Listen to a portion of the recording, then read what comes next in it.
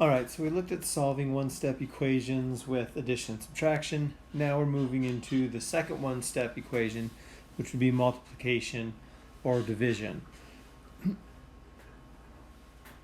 So once again, we're going to be isolating the variable, and what you do to one side of the equation, you have to do to the other. But now with multiplication and division, we got to think of the inverses of multiplying and dividing. So multiplying and dividing are inverses of each other, where if you multiply by 5, the inverse of that would be dividing by 5, or multiplying by 1/5, the reciprocal of 5. So that's what we're going to use here, because we're using the property of identity of multiplication, the multiplicative property of identity, where anything times 1 is just itself. So in order to get a variable by itself, we have to get rid of the coefficient in front of it, or the number that it is being divided by. And so we do that by multiplying by the multiplicative inverse. So for this first example, we have 6x equals 12. So 6x, the multiplicative inverse is going to be 1/6, or 1/6 is the same as dividing by 6. So we're going to divide 6x by 6. What we do to one side, we do to the other. 6 divided by 6 just gives us 1. 1 times x is going to leave us with x. Okay, so now we have isolated the x, or our variable, on the one side. All we have left to do now is on the right-hand side of the equation is take care of this, the 12 divided by 6, which 12 divided by 6 gives us 2. Okay, so then x equals 2. Now we can go back and check this by putting 2 in for x, and now 6 times 2 equals 12. And yep, that works, so we've solved this equation.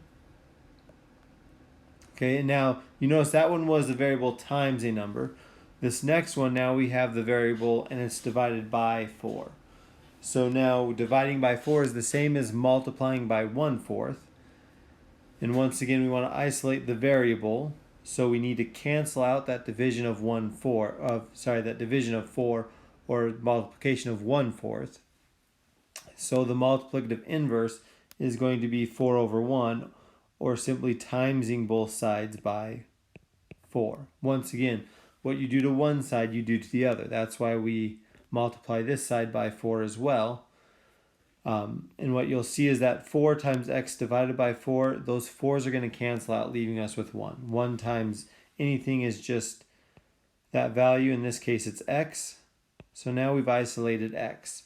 X is by itself. And now what's left is 2 times 4 on the right-hand side, and 2 times 4 gives us 8. And there we've solved it. X equals 8. So once again, isolate the variable by taking the multiplicative inverse of whatever you're multiplying or dividing that variable by. Okay, next one.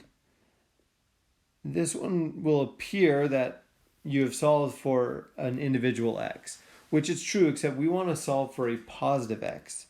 So we could rewrite this as -1x equals 10.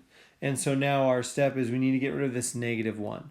So the multiplicative inverse of -1 would be dividing by, or by multiplying by, -1/1. So then we just get that negative. Those are going to cancel out, leaving us with a positive, because now we have two negatives. A negative divided by a negative is a positive. 1 divided by 1 is 1.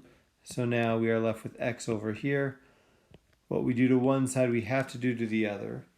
Anything divided by 1 is just itself, and so anything divided by -1 is just itself but negative. So then here x equals a -10. So just beware if ever you see the negative symbol here in front of a variable. That is a negative, and we want to solve for a variable that's positive, or for a positive variable. Okay, last one, story problem. Tommy has $45 to spend on his friends for gifts. He buys 3 friends the same shirt and uses all his money. How much did each shirt cost? Okay, so we know that he bought 3 shirts.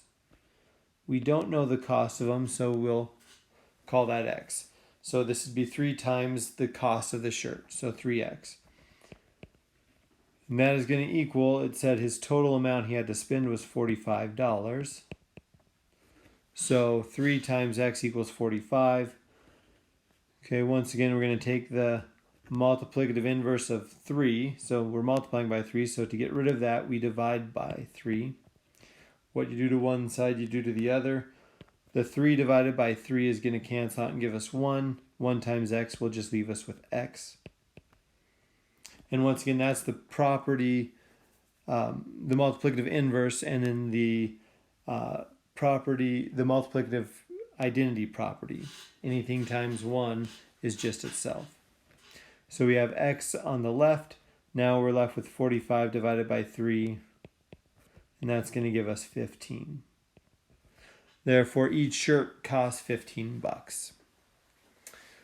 All right, and that is using, that is one-step equations with multiplication and division.